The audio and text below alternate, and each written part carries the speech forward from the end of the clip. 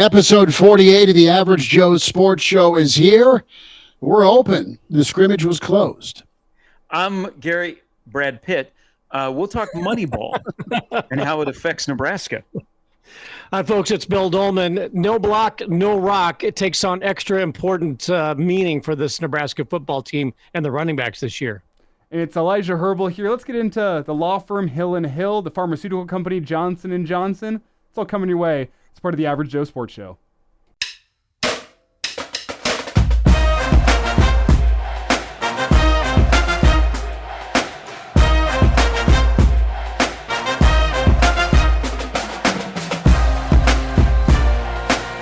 Welcome to it, episode 48 of the Average Joe Sports Show podcast. Gary Sharp, Bill Doleman, Elijah Herbel, Chris Schmidt. Hope you're all good. Is now into week 3 of fall camp. 19 days as we record on a Monday till kickoff against UTEP. Can find the show, like and subscribe, the AJ Sports Pod on Twitter, the Average Joe Sports Show on YouTube, Spotify, and iTunes.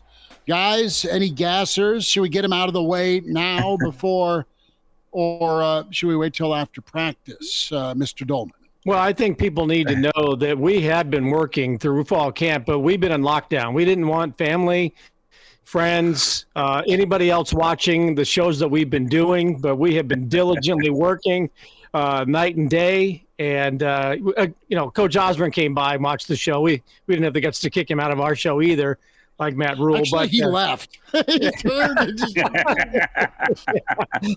I'm going to go back down to practice. So we've been in lockdown, but we're coming back through, and I think we're getting ready for the opener. So, but by the way, gassers. Can we get Coach Osborne a new hat? I think that hat is from his last year of coaching. Is it Apex? No, it's a circular, weird Husker. Yeah. And those were the popular hats 30 years ago. You had the bar hat and then the circular deal. Those were early to mid 90s hats. Junior's got a Sparty one downstairs that he thought looked cool, but yeah, they're making a comeback again. But no, I mean it was handy, I would think, to throw on. Here's an idea. Let's make some Average Joe Sports Show hats. Give one to T.O. Maybe he'll be rocking. Free promotion right there.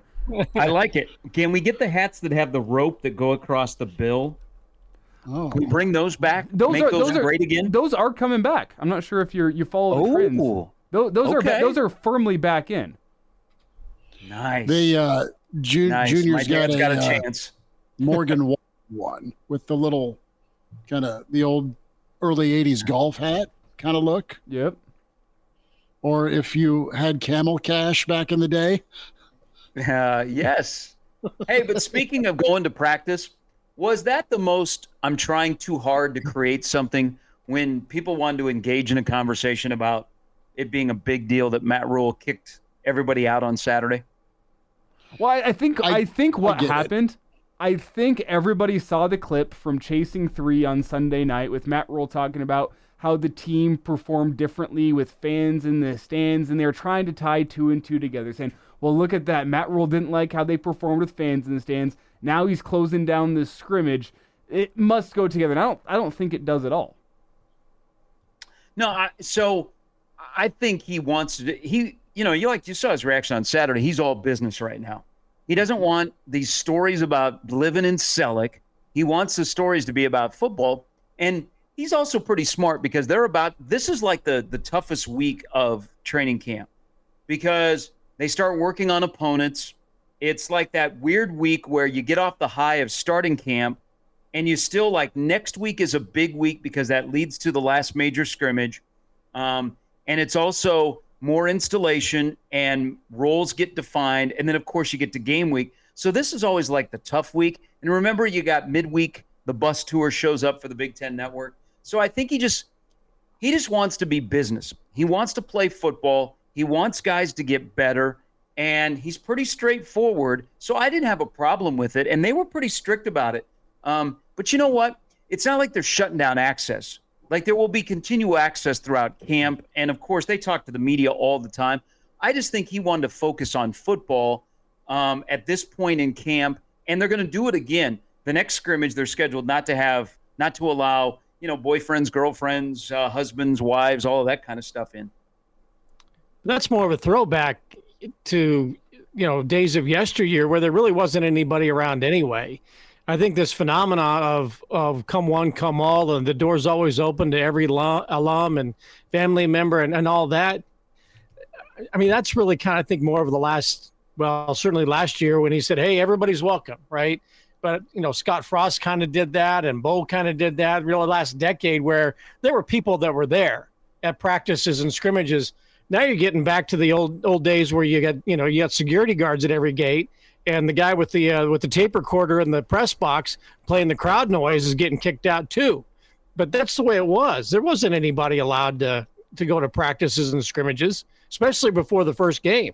And if anything was going to be, visible to anybody, they weren't letting any secrets out. So I think this is more of the way football used to be. And Matt Rhule's using this opportunity to take the stage with this stern, we're all business message. Last year was a little more affable. And now, he said, this is what was the quote in the show? This is why we lose. That's what stood out to me. We're not dying yet, but this is why we lose. Did you get removed as the crowd noise perpetrator? I did not get removed, but I was asked to leave. And so I was working in the sports information office as a student assistant back in the 1980s, right? And I think it was Oklahoma week. And so what we had this cassette tape player that we would take to the PA booth, and we would have the microphone, and you'd turn the microphone on, and you would bend the microphone down to the speaker on the cassette player. And the crowd noise was like recorded from some like high school football game or something at Seacrest Field. It wasn't exactly the most raucous crowd at Memorial Stadium, but you would turn the volume up as loud as you could, and then you would play it, and then you would watch the scrimmages and shut it off when you needed to. And it was only like a 4-minute tape, and you'd have to rewind it and then play it and rewind it and play it. Well, it's Oklahoma week. And the security guards came up to the PA booth where I was playing the crowd noise. And they said, you got to go. And I said, well, I'm working. They said, no, you cannot be here. You cannot be here. I said, okay, that's fine. But when this tape runs out, you need to hit rewind and hit play. All right. And so I started to get up to leave. I was kind of a smart ass college kid. And he goes, well, what are you doing? I go, I'm the crowd noise outside. Can you hear it? Oh, he gets on his little radio, and I got to stay. Didn't they used to do stats, Bill, for scrimmages? Sure. And they used to make them public. I don't know if they made them public or not, but yeah, we would take stats and mimeograph them on the sheet after we sniffed the page. Yeah, we would do that for scrimmages back in the day. A lot of it was made up, but yeah, I think that's about a 7-yard gain right there. I think that was 10. Okay. Yeah. Quarterbacks were 5 for 9 throwing the football. Hey, isn't it amazing that if you go back to the 1890 scrimmage, and it was posted, please no pictures or videos. For the most part, people that were there abided by it. Yeah. You only saw maybe a handful of stuff that was put out. A lot of people had opinions that were there. But no videos or pictures. I will say there's probably more trust with Rhule's operation where you don't have people that are on the inside that are so willy-nilly with information. If you want to get it, enough people to get it. But under Riley, really under Bo and Riley, Frost to an extent, man, there were all kinds of loose lips. And that's where you got, back in Bo's day, they would monitor the message boards to try and figure out who the mole was inside the football program.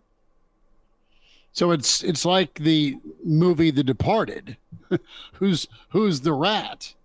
You're trying to figure it out.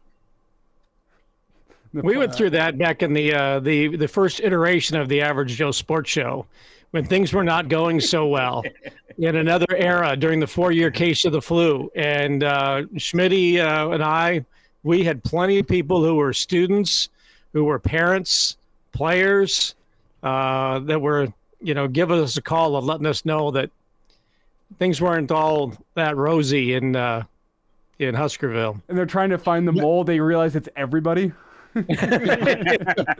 who's not talking to people is the thing. But yeah, I just remember they have to go through the contact list on their phone. Who doesn't have Chris Schmidt in their phone? And it's everybody. Everybody.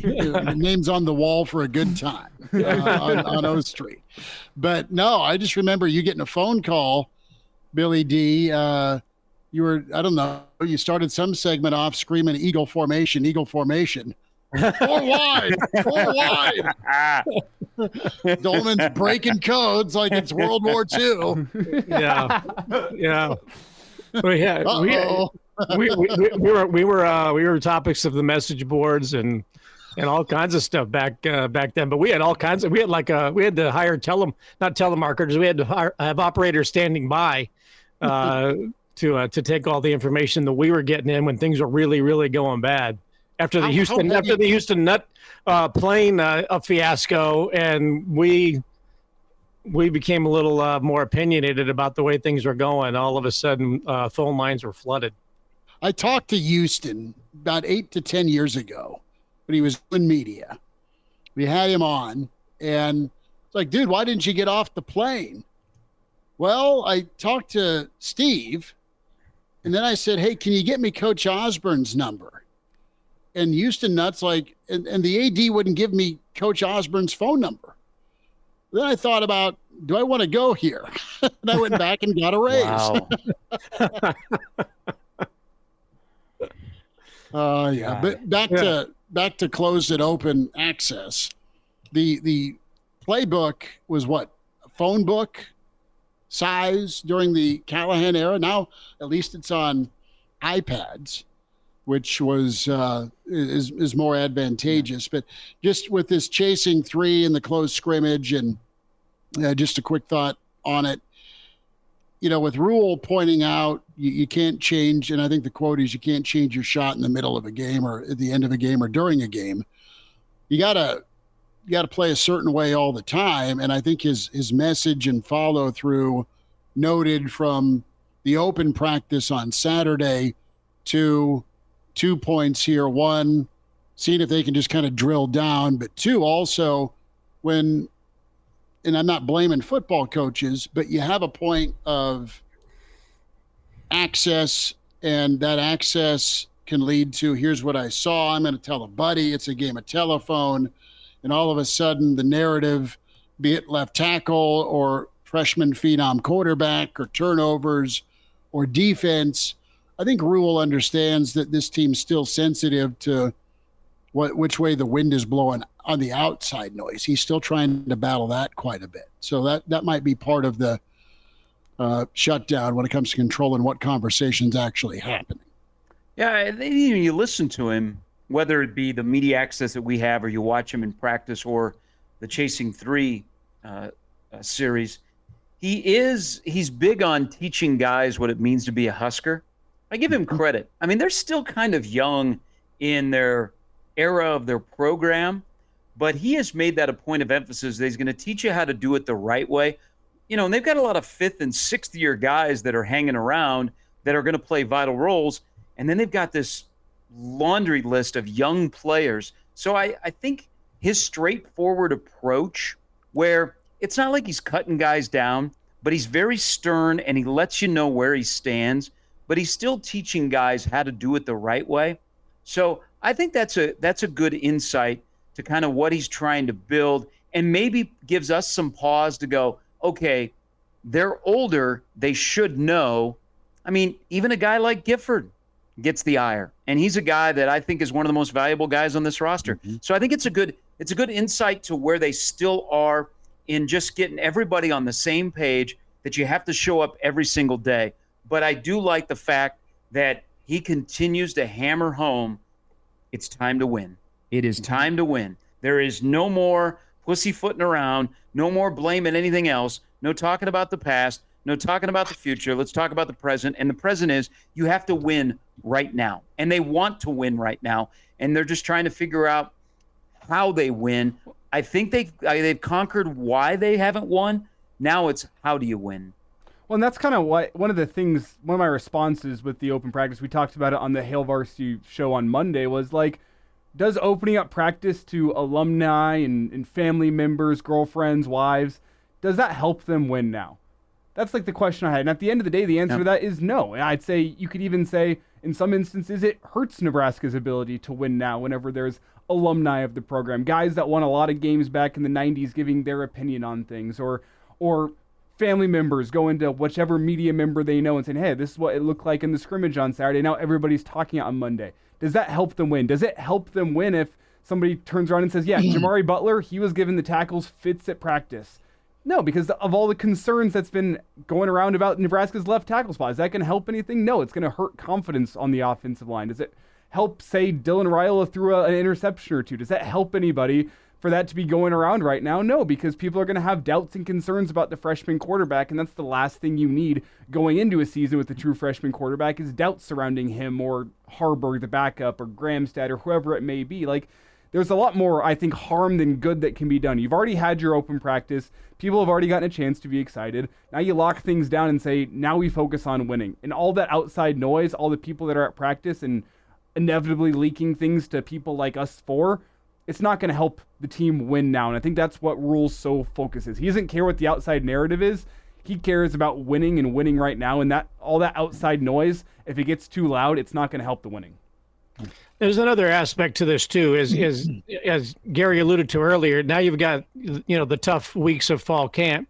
Not only the last week of fall camp essentially is the first week of school. You got a game the first week of school. Yeah. So that is going to be a week of total distractions. School beginning, people coming into town.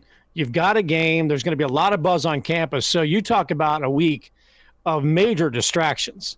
That's coming up starting the 26th, and that's me included. But you got to get the work done now and next week. And the week of school, that's not going to be easy. Now, fortunately for Nebraska, it's a home game, and it's UTEP with a new coach and all that. So it's not on the road against a Big Ten opponent. It's not across the world in another country or anything like that. So there is that benefit. The other thing, too, look, I've mentioned it before on our show and on Hail Varsity. Nebraska's basking in its 61st consecutive offseason national championship. It is time to get busy. The season is here, and there's been a lot of positive press over the course of the summer. There's a lot of attention on Dylan. There's a lot of feel-good vibes about the players who have come in, the freshmen, all of that stuff. But there has to be that drill down and focus. And this is kind of reminding me a little bit of the post-Michigan practice. Nebraska gets, loses that game, and you've got a game on Friday against Illinois. And this is, it's one thing to lose. It's another thing to have happen what happened. So we're getting to work. And people thought Rhule was crazy for it. And they turned in one of the best performances of the season, winning on the road on a Friday night at Illinois. So this, while this is still the off season and fall camp, the message being sent and the seriousness, the tone of Matt Rhule for the past couple of days and what we saw on the show does have hints of that. Like, I think this is where the pulse of this team is, and I need to figure out a way to get it beaten a little faster, a little quicker with some more urgency. He knows who to talk to, and you should as head coach, but he knows to go after the seniors in Butler, in Ty, just from the On 3 episode, get after them, and then let it flow downhill, so to speak. This is your job as seniors that came back for another rodeo. Get everybody in line. So the reaction, it'll be fascinating. It'll be fascinating this year to see what the defense ends up being. It'll be fascinating to see Raiola, and it'll be absolutely fascinating to see whether they can stop chasing three but start putting up +3, +7, plus whatever, be it turnovers. I'd be good with just +4. Again, why is it not chasing 4? All right? They needed 4 points more than they needed 3 points. That's what all of our gambling friends too. I mean, why get beat by the hook at 3.5? Chasing 3.5 doesn't have the same ring to it, does it? No, it screams push. Yeah. And you still gotta go pay Art that tends ba. So it's Bill Doleman and Elijah Herbel. Gary Sharp should be returning shortly.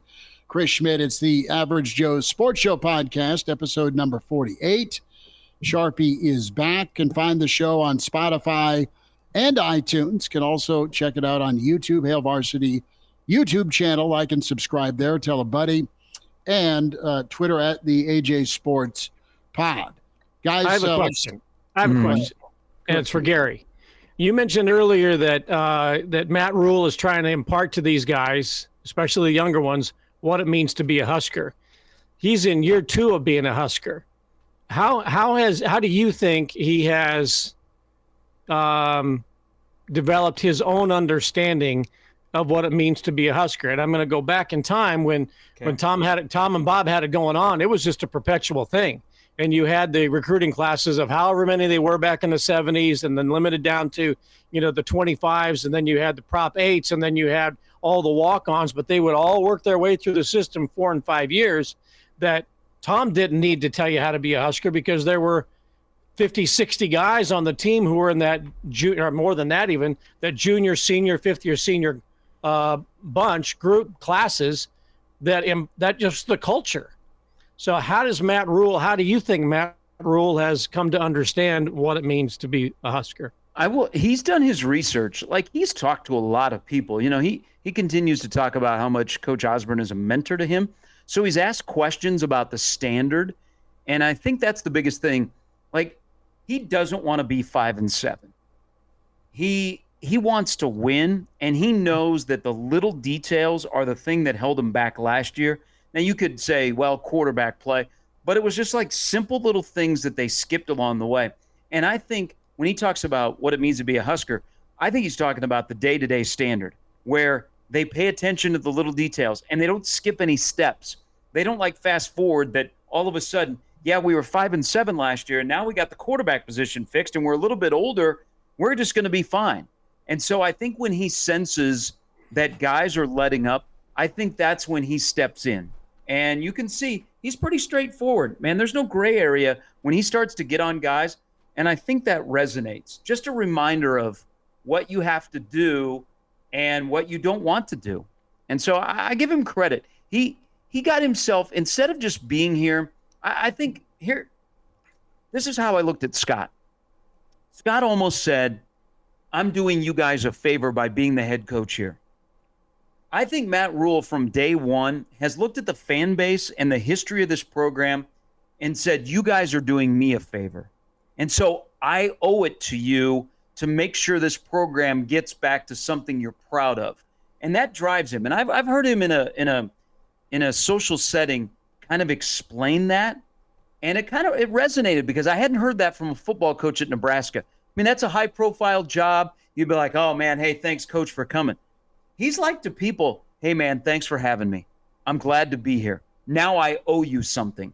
And I think he's kind of tried to put that on the players of, I owe you older guys that stuck with us. Because I go back to a speech he told guys last year before the season started, the older guys.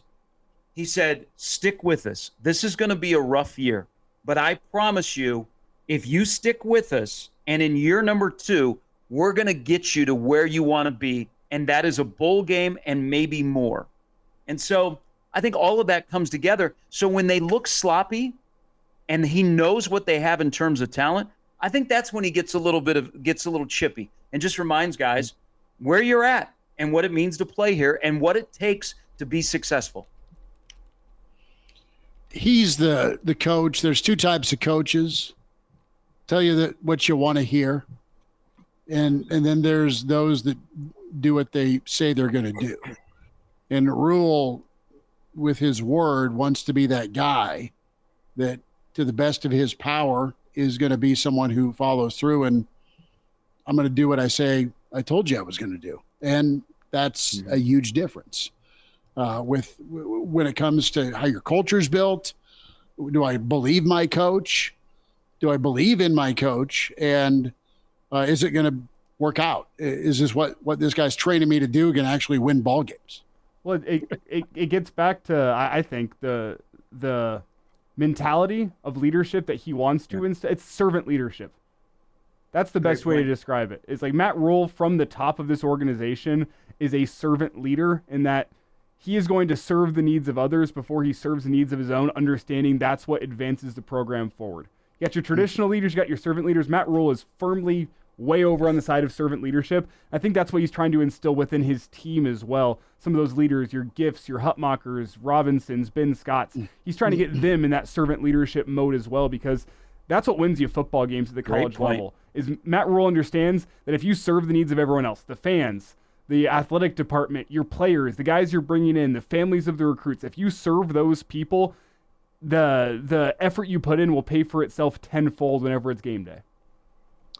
I'm agreeing with you, but I'm also amused at the same time, because while we're having this discussion about Matt Rhule going into year 2, the audio of the press conference from Boulder earlier in the week is just kind of, ringing in my ears. I mean, think about the level of excitement in the two camps going into last year, right? And of course, there was that 48 hours of frenzy when the guy had the podcast that said Deion Sanders was coming to Nebraska. We all knew that was never ever going to happen, but I mean, think about those two camps and where those two programs and the tone of those two programs are right now. Like, I don't want to dismiss Deion Sanders. I think that there's some qualities there that program obviously needed. But given what transpired at his press conference earlier in the week, and I was just out there in Colorado, and to be out there and hear that tone and the way they're talking about Colorado football now, not just Deion Sanders, but the program, and where Nebraska is right now with Matt Rhule and how comfortable people are with him and his vision for the program, that's just so diametrically opposite at this stage, given where the two programs were going into the 23 season. Well, the Buffs' first pick wasn't prime. It was the guy Nebraska got. And, Rhule was going to sit out. Nebraska kept after it, and away you go. And with what could have been hires. I think we're seeing why, as time goes on, Husker fans have come around on this, why Matt Rhule is a lot of schools' top choice in that cycle. Yeah, for sure. Well, and you look at okay, so Colorado football has only had 2 winning seasons in the last 16. So it's not like all of a sudden, they've been this juggernaut. It kind of looks like, if you look at the 2 real candidates, and I know this for a fact, Matt Rhule was number 1, Lance Leipold was a strong number 2. So you look at an athletic director that they were looking for the future of their program. Nebraska would have been going after developmental guys. Colorado has gotten exactly what they wanted. They got a lot of attention. Okay, their return on investment on Deion has already paid off. It's just, how long does he stick around and the forest burns down, so that you can have somebody come in there.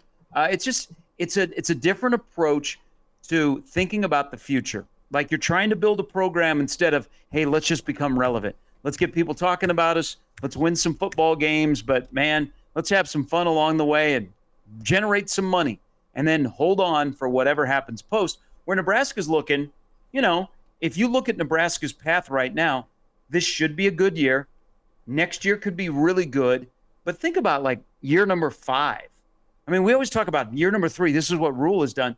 I like to think out a little bit future. Like, when you get to year 5 and 6, if all of these things we talked about tonight about standards and culture and stuff, and then you continue to add talent to that, I mean, think of what this could look like if things fall in place.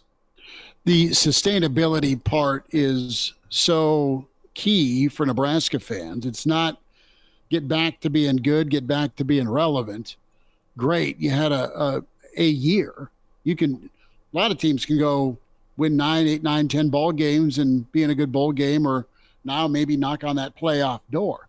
Can you stick around? Because that's the true part of Nebraska football that the fans are longing is, relevancy and competing for championships and winning, but just stacking it. So it's an afterthought. It was made to look easy for 50 years. And that's just it. It's not that you've been out of the postseason when hardly anybody's out of the postseason, but when you do win, at what level are you winning at, and how long can you do it? Can you put a stretch together? Here's an interesting question. Matt Rhule has never been anywhere longer than like 3 years. So you're talking, what's it going to look like in year 5? And I do think he'll be here longer than the cups of coffee that he had at Temple, the cups of coffee he had at Baylor, and then he got his coffee taken away from him at Carolina. But he's been on the map. He's been on the that's a bad coffee shop. But he came on the map as the head coach at Temple and was there 3 or 4 seasons, not 5. And then he goes to Baylor and he's there 3 years, and then he goes to Carolina, which is a bad situation, bad ownership, as any other coaches found out there. So he's never been someplace to see what the fruits of his labor can produce in year 4, 5, 6, and 7. Now, does that mean Nebraska fans should be worried that he's a 3-4 year wonder and he's going to be gone for another job? Maybe. But his history does not indicate that he has been anywhere where he has planted roots. He does have young daughters. I think that his family loves it in Lincoln. Moved his parents here, apparently. So maybe there will be a year 5, a year 6, a year 7, a year 10, perhaps. And he's here for the duration of his contract, which I believe has 6 years to go. But that's an interesting thing to see. What will Matt Rhule's blueprint for success as a coach produce when he actually sticks around to see it put together? Hey, Elijah, let me ask you this, because I saw you tweet this out. Matthew Stafford was with the guys from Barstool, and he was talking about his time in Detroit with Dom, and then he talked about Dylan, and I isn't like he is the godfather to Dylan Raiola? I believe like the real godfather. Like, isn't it him and Orlovsky both? I think are both godfathers, something like that. I think that's the case. But you know what the big thing on Nebraska's camp this week is they're going to vote on the single digits. So let's say Raiola, who he chose 15 for a reason, but also wore number 1. Do you think he would wear number 7 because Stafford gave him permission to wear 7 if he went to Georgia? Well, I do think it's interesting. And that's a good quarterback number here. Let's just lay something out here real fast. I do think it's interesting and probably not a coincidence that Malachi Coleman is still wearing number 15. Dylan talked about that. You said, we're going to wait and see until single digits. If Jeff Sims got a single-digit number last year, don't you think Raiola, even though he's a true freshman, is probably in line, especially with what we've seen? He's always leading the team out. He's always sitting in the middle of the huddle at midfield, It's running extra with the defense. Does that not strike you as a guy that's probably going to be in line to get a single digit? And does it really matter if he's wearing number 15 or number 7 or number 1?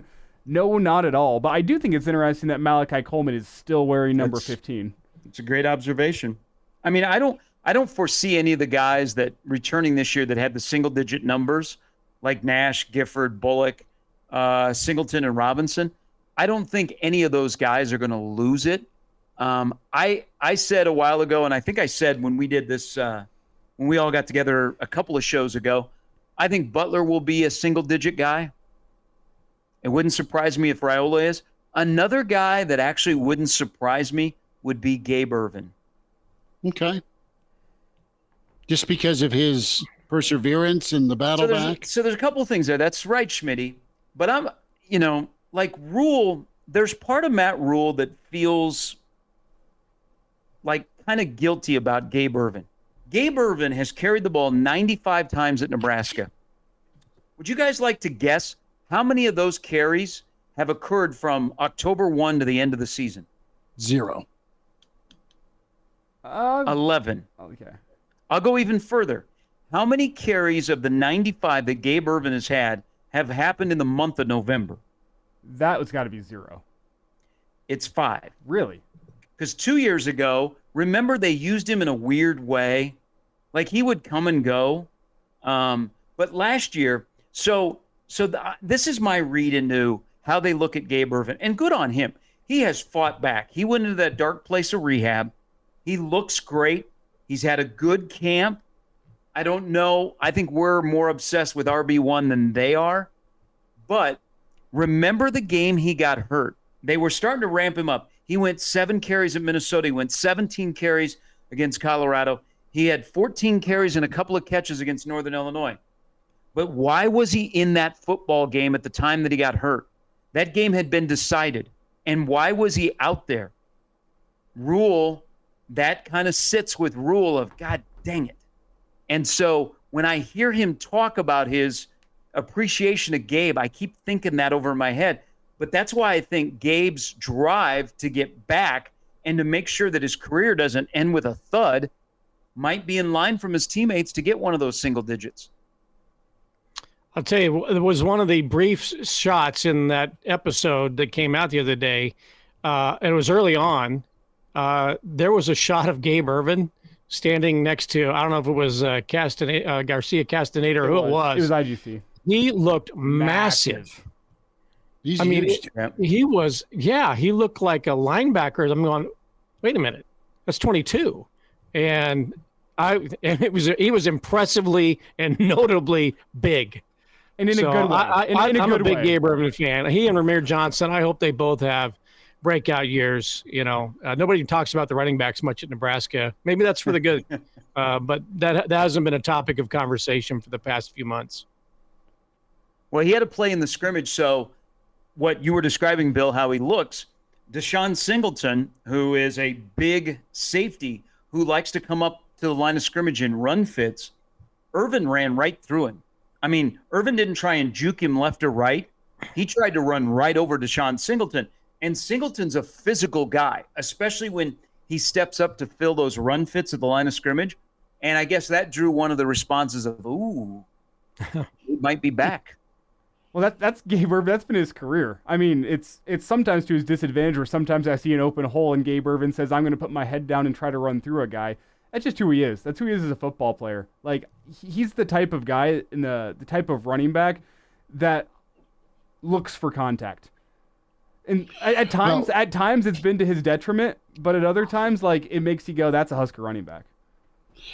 Imagine Nebraska's offense with the O-line humming, play action working. You're up 10 on pick an opponent you hate. And here comes number 22 with the executioner's mask on to just go old school. Well, hey, I know what you're getting at.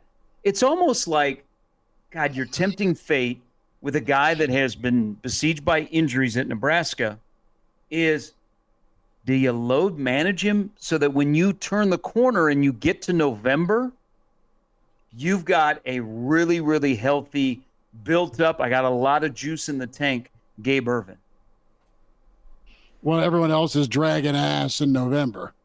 Well, and that's a subtle thing about, one thing about the playoff we don't know is how are teams going to react when they're playing game 14, 15, 16?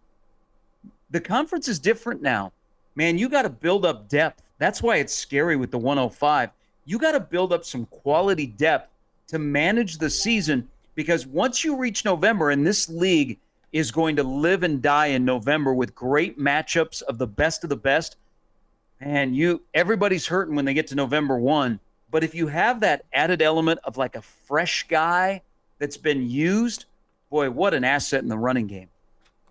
I think you load manage all of those guys, because I think they all offer you something. Dowdell, who was a coveted transfer, hasn't been talked about since the spring game. Ervin's coming back. You've got two fairly different backs there. Ramir Johnson can certainly perform in the running back position, although he's probably going to be much more of an old school wingback type third down player. I'm a big fan of Emmett Johnson, so there's no reason why you have to load guys 20 plus carries anymore, and week after week after week. Now, somebody might get in a rhythm, and they do get 20 carries in a game, but I think for the most part, you're going to be looking at 7 to 12, for those guys. What I hope you get to see, if you're a Nebraska fan, is if someone is in rhythm and they're just pounding away at the defense and they're getting 4 and 5 and 5 turns to 8 and 9 and that 8 turns into 80 like Rhule wants based on his Saturday talk, right? Give me a home run hitter, not just an 8-yard guy. I hope you just stick with what's hot and what's working and you don't overthink it. Here's another key, though. With the rotation. Here's another key, though. You got to have somebody in there that can block. You got to have a running backs that can pick up the blitz. You got to have running backs who are going to protect the quarterback. Because, whatever's going on at left tackle right now, and they're developing depth over there, and it might be Corcoran, it might be Gatula, it might be Bricks or Rugaroli, but you're going to need a running back that can step up and protect in the pocket. That's going to be much more important now than it was a week and a half ago when Teddy got hurt. So I would assume that Irvin, given his size, can be somebody that can pick up a blitz or can look out. Schmidt's getting attacked. Ramir Johnson's not the biggest guy, but he's got to be able to protect Raiola or whoever the quarterback is going to be. The blocking ability of the running backs became exponentially more important over the last 10 days. Yeah. Hey, what if I would have told you guys that we would reach week 3 of camp, and back in December, you got all enamored with Dowdell and Thompson, but we've reached week 3. Dowdell is not RB1 or even RB2 or even RB3, and Thompson, the transfer from Syracuse, who's played a lot of college football, isn't mentioned very often. What would you say? I'd say that you have 2 guys that have all the measurables. They've got all the assets, and it comes down to the standard that Rhule preaches. And are you going about it the right way every day? Are you overweight? For instance, and are you locked in? Is this a job for you? And I don't know. That to me, when I do some math on what will allow you to play, looking at both these guys' talent level, specifically Thompson and him knowing Tony White's defense from Syracuse, I would think easier or better advantage coming into a transfer situation because maybe some of the terminology is different, but you played well in this thing as a freshman, I believe. And with Dowdell, you've got some guys in front of you right now, but there's just something missing. Maybe it is that pass pro you're talking about, Bill. But he's still, Dowdell, Oregon didn't do him any favors burning that shirt either. You got 15 carries, so he's still a pretty young player. I would think in his football life, Thompson, we'd be talking about him more at that linebacker spot compared to Dowdell. Well, I'd say I'd look at it. If you're telling me this on January 1st, after the class had been finalized, I'd say, man, some guys in that room, running back, linebacker, must have done some developing. So I think it kind of speaks to the importance of getting an extra full calendar year in the developmental program of Matt Rhule and his staff and like what they're actually doing on the football field. Because you looked at that running back room, especially last year. I know there was injuries at the end of last year, but wasn't the best running back room in America. And that's why I think a lot of people looked at Dowdell as this bright, shiny piece that you could bring in and would start instantly within your offense. I think it speaks to how much development these guys did, not only last season, but through the early part of winter conditioning, through spring football. You hear so many coaches and players talk about, well, the biggest jump you make in your college careers between your freshman and your sophomore year. What about year 1 and year 2 of a rebuild in a developmental program? I think you probably had some guys take some steps. I think that's what my reaction would have been if you told me those guys aren't playing. It would have meant a guy like Ramir Johnson or a guy like Emmett Johnson took a step during the offseason. I mean, a guy in Mekhi Bear in the linebacker room, we saw him flash last year, but that means he probably took a step. Bullock probably took a step. That's what my reaction would have been, is that these guys aren't going to be in the rotation come fall. It means some guys in that room must have taken a pretty significant step forward. I agree on the linebackers. I think Bayor, we saw him last year flash, and he's only getting better. Bullock is a solid for you. I will tell you the thing that at middle linebacker that probably has been a bigger development is Buddha. Javen Wright. Javen Wright has a chance to just burst on the scene this year. So those are three guys that were returning that said, I'm not giving up my playing time. And remember, they played a couple of guys last year, and they only want to play three. So you could spin it, and I'm not saying, Elijah, you did. I absolutely agree with you, is that some guys got better, and maybe, they needed a depth piece that they thought could be a starter, but good for Rob Dvorak. He's got 3+1 that could play on Saturday, and you wouldn't miss a beat. No, he's been getting a lot of pub, not only on the development side of things, because that is a bit of a question mark. You don't have necessarily the star power. You have some guys that, all right, if they take that step, you could have a wow factor with them, but they're maybe a bit of a question mark compared to what you have and what's known in the secondary and on the defensive line. But Dvorak's got that second level ready to go. And I think he's also done a hell of a job keeping Nebraska in it with some pretty high profile recruits. I think he's pretty well respected. Can I add really fast to this conversation? It's an aside, but how interesting would it be if Nebraska? It wouldn't be really that interesting. I don't know why I prefaced it like that. I just think it's kind of interesting. Nebraska could have Johnson and Johnson as your top two in the running back room, and could have Hill and Hill as your top two at the cornerback spot. Just kind of interesting. Look at you. You're thinking T-shirts or koozies. Well, Johnson and Johnson, you got copyright infringement you're looking out for there, unfortunately. But Hill and Hill, that's a law firm. Come take me down. Do you think that, I heard Shiloh Sanders said this is a no-fly zone. Do you think they would come up with this is the hill you're going to die on? That's pretty good. Wow. If we die, we die, and this is the hill we die on. Uh-huh. Also, can I say the no-fly zone, that will always be reserved for the Broncos. I apologize, Shiloh Sanders. That Super Bowl 50 run, that's the no-fly zone, not whatever Boulder's got cooking up this year. Hey, that's a first on the show. An apology to Shiloh Sanders. We never had that before. That was an apology, not in seriousness, but like, hey, dude, like, watch yourself. Sorry. DBs, by the way, it's kind of, I know you guys have talked about it. It's an interesting room because John Butler showed up, and I think Nebraska got lucky with a guy that loves ball, loves coaching ball, and he's in a room where guys want to be coached. Nebraska's wide receivers have had a good first 2 weeks against those DBs. I mean, there are some guys that are catching balls for Nebraska that are not easy to cover one-on-one. And you got a plethora of young guys that are back there just trying to get their feet wet in college. It has not gone so well. But the guys that are at the top end that are going to be starters have had great battles.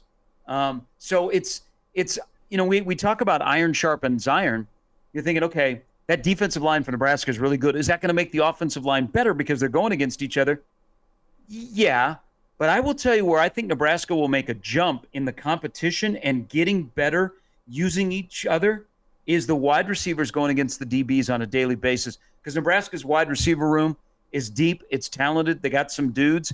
And that defensive back room has guys as well that are not afraid to back down, that are some of the older guys that have been through it before. Well, some of the younger guys are like, Jesus, how am I supposed to cover Naor? He's got 30 pounds on me, and he's also got a couple of inches in height on me. And he's running faster than me.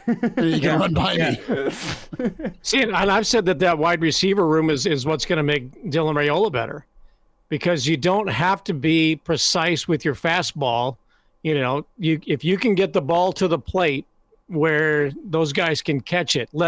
I think Jamal Banks is going to be one of the great transfers in college football this season. The leadership, I knew about this before watching, what he did on the show last night that I watched, but I think he's fantastic, and Naor's great if he can stay healthy. But those guys, and if Malachi Coleman takes a step, and Lloyd and all of that, Dylan Raiola does not have to be perfect with the pitches. Just get it into the window, right, and let those guys make plays.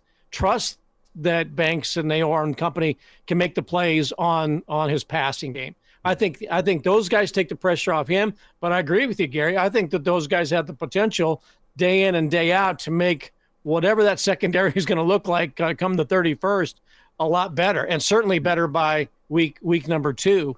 because there are some questions. And it's great that Bly Hill is apparently healthy enough to be back out there, to adding some depth. I'm still, curious as to what Malcolm Hartzog's place is in this world, because he definitively moved to safety and then was definitively moving back to corner. And where is that going to, land him? And again, he's still 5'8", maybe. But I agree. I think that wide receiver room and some of the pickups have been really, really invaluable to that football team in a lot of ways. Bill, want to piggyback as we wind it down off the receiver topic and get your guys' take on just the slot spot and that matchup and the idea of getting into the positionless offense where you have a mismatch or two or maybe four or three or whatever it is lined up against the opposing defense. But you got a couple of guys, a new kid that's pretty highly profiled in Carter Nelson with his explosiveness in that slot. And then Janarian Bonner as well, both athletic freaks, and defense is trying to deal with that part of the passing offense. It could be pretty interesting and advantageous for Nebraska, Sharpie. No, I absolutely agree. I mean, I think they want to win matchups. So you're playing like with the chess pieces, but you also have a quarterback that, I mean, I'm glad he struggled a little bit in their most recent scrimmage because I want to see how he deals with adversity because he hasn't struggled a lot in his career. And so what was his practice like today? What's it going to be like the next day? But you finally have wide receivers. And, like Bo in 14, I thought Nebraska had a deep wide receiver room. They haven't been this deep in 10 years. But they're more than deep. They're very talented where you could maybe have 4 to 5 guys that have 400-plus yards receiving. So you have them all have a different skill set, different body type. You don't have a bunch of little Billy Kemps running around out there. You got guys that can stretch the defense, guys that can go across the middle, guys that can run inline routes. But you also now have a quarterback that can make all those throws, okay, that can throw a fade, can throw a screen, can throw just a little hook. And so all of these things are coming together, and I think it just shows you why Garrett McGuire sleeps well at night. I mean, he loves that room. I mean, they got great competition, and I think they're ready for a huge breakout in the passing game, and they've got guys to do it. I'd love to have the top 3 on the field all the time, but they got options. I think they got 7, maybe even 8 guys they could trust. Do you think this receiver group is going to be better than Ball, Holbein, Federal, Sizes, Cheatham? They'll have more catches than all of them combined by week 4. But one of those things, and you're right. I mean, by the way, very underrated Brendan Holbein's career at Nebraska. Oh, big time. But all those guys could kick your butt downfield blocking. That's one thing I've been very not surprised but encouraged by. These guys block better. It's the no block, no rock, and we all roll our eyes because we've heard that for years. But I think in this case, they have legit guys that will block downfield. I just think they're a physical group. I mean, they are in a good moment right now where they've got wide receivers and they've also started a nice little pipeline where they've got their front end guys because they had to go get 2 older guys to get that room right. They got young guys behind them, and also you're looking how they're recruiting. When you add a guy like Mosey, he's a guy that this time next year when we're doing this, we should be talking about him being on the field. So it's crazy. In one short year, the turnaround by Garrett McGuire's room, where they went from he lost some guys to injury, he had to play young guys, they weren't ready to play, they weren't necessarily listening to him, they didn't have leaders in that room, to all of a sudden, that might be one of the better position groups next to the defensive line that Nebraska has in 2024. Just for reference, the 2014 receiving room, Westerkamp, Alonzo Moore, Kenny Bell, DeMornay Pearsonell, Brandon Riley. And the year before, you had a Nunwa. God, Alonzo Moore goes underappreciated. I loved him. I love Zoe. Good dude. And 20 years earlier, Ball, Holbein, Corey Dixon. The itty bitty committee. Hey, okay. I had a weekly tutorial on receivers and blocking because back in an old iteration of Huskers Illustrated magazine. One of the articles that they had every week was the Receiver Blocker of the Week award. And I had to do an article with Ron Brown like every Sunday or Monday, and he went over the grading of the blockers, of the Receiver Blocker Award, and who got it and why. So I had my eyes glued on those guys, and they were a pain in the ass. That's all they would do is they'd go down and hit defensive backs, made them miserable by the third quarter, and then they would bust a long pass play, 20, 30, or 50 yards in the fourth quarter. It was routine. It just happened all the time. But Ron instilled in those guys that you have got to go hit those defensive backs. And over time, that was the reason why they were running for 300-400 yards a game. It's because those guys that were DBs on the opposing team, they didn't want to get hit. They didn't want to hit running backs because they've been getting hit by those wide receivers who didn't care if they caught the ball or not. Speaking of motion crackback. Go ahead, Elijah. How about, if you're going to be giving out that award this year, I feel like Carter Nelson's going to be the recipient a good amount of times. That's going to be I feel bad, as Bill said, for any defensive back out there who has to go take on contact from Carter Nelson and then go hit Gabe Ervin in the fourth quarter in November. Have fun with that one, bud.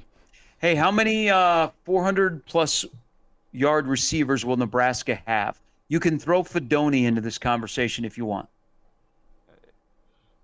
3.5 is the over-under. Let's go there. I'm going to go over. Fedoni, Banks, Naor, Coleman, Lloyd. Yeah. I think Lloyd. Lloyd. Yeah.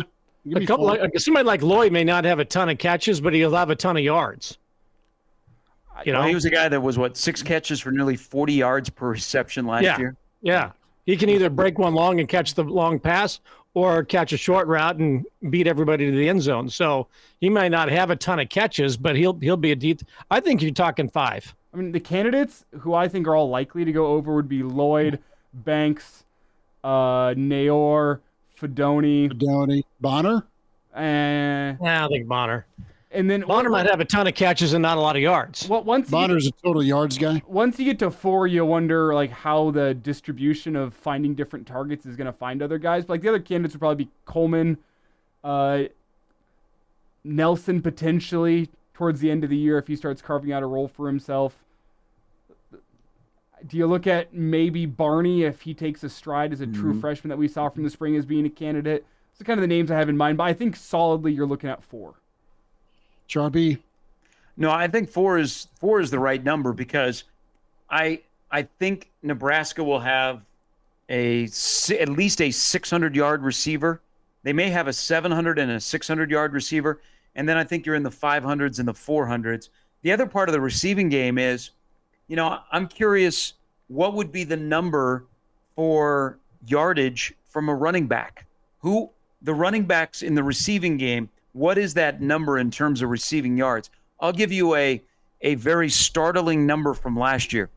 The guy that was a true running back that had the most yards receiving, Josh Fleeks with 69. Wow. On 8 catches. Well, here, let's do some quick math here. If a guy plays in didn't see that coming. If a guy plays in all 12 games, 35 receiving yards a game gets you to just over 400 receiving yards on the season. So that's what we're talking here. What guys are going to have 35 receiving yards a game?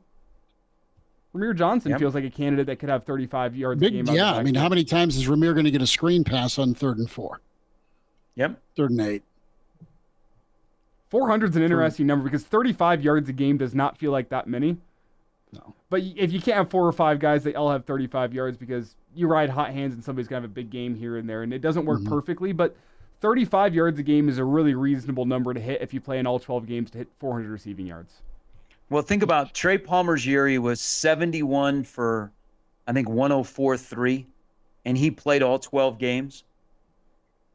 Like even that year, Marcus Washington 2 years ago, he was nearly a 500-yard receiving guy, and he played all 12 games. So yeah, the math, Elijah. When you start to think about it, you're like, gosh, should Nebraska have more? Good. We'll have to chew on it for next week. We'll come up with 4 more names.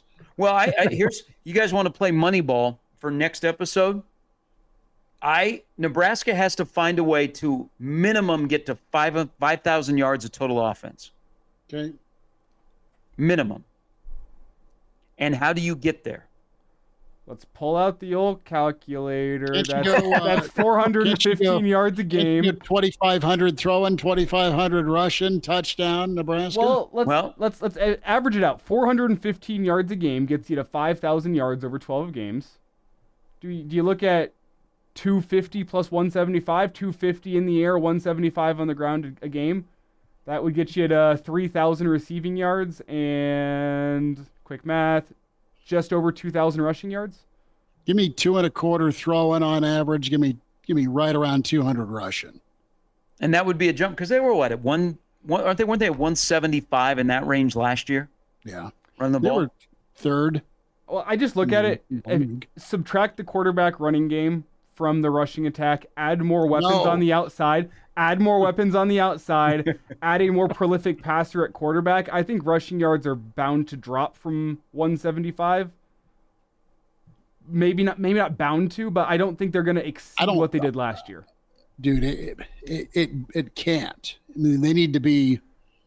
I mean, you also have to add to the conversation that you're not going to be running into as many stacked boxes as you were last year, assuming you have more of a threat. But 175 seems like a lofty goal to hit this year. 150 a game, reasonable. If he wants 75 in the fourth quarter, you better be right around 200 for the game. I wonder if the 75 yards a quarter changes depending on who you have at quarterback and the weapons you have on the outside. I don't know. Just find a way to get in the end zone. Maybe Agreed? I agree. They threw a fade from the 5-yard line in a public scrimmage. I think we're gonna have to get used to some things being a little bit different around here. No quarterback keep on the zone read from the 4. What? I love it. Hey, run the damn ball, guy. He's not gonna know what to do. He's gonna go change his hat at halftime and walk out to the car and get the new one. The Air Aussie hat that T.O. is probably going to wear at the next scrimmage. I used to drive from Hastings to Grand Island. They told me no passing on the highway. It took forever. Gary Sharp, Bill Doleman, Elijah Herbel, Chris Schmidt. It's been the Average Joe Sports Show. You can subscribe Spotify and iTunes and find us on YouTube as well. Like and subscribe there, the AJ Sports Pod. Follow on Twitter. We'll talk to you next time with the Average Joe.